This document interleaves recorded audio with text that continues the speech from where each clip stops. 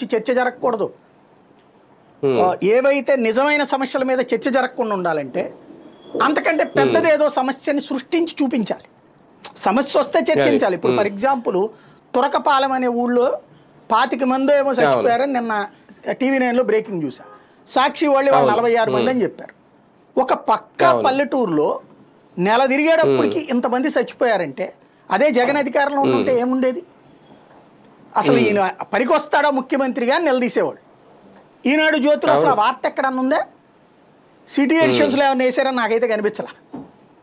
కానీ ఒక ఊర్లో వితిన్ డేస్లో అంతమంది చచ్చిపోతున్నారు అంటే ఎంత పెద్ద ఇష్యూ అది చర్చిస్తున్నారా వీళ్ళు? ప్రజల ప్రాణాలతో ముడిపడే ఇష్యూ. దాని చుట్టుపక్కల అదేంటది మన దాన్ని ఏమంటారు శరీరంలోని ఆర్గాన్స్ వాటంతటా బలహీన పడిపోతున్నాయట. అది దాని ఇంపాక్ట్ చుట్టుపక్కల జిల్లా అంతా కూడా భయం ఉంటుంది కదా. చెప్పాలి కదా, ప్రజల్ని అవేర్నెస్ క్రియేట్ చేయాలి కదా అసలు ఎందుకు వచ్చింది ఏంటి అనేది.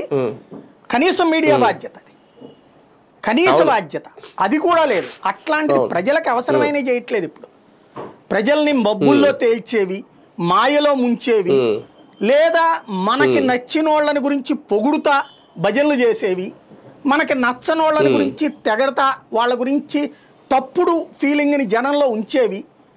కొత్త జర్నలిజం, నయా జర్నలిజపు పోకడ ఏంటయ్యా అంటే పూర్తిగా మేము వన్ సైడ్ తీసుకుంటాం.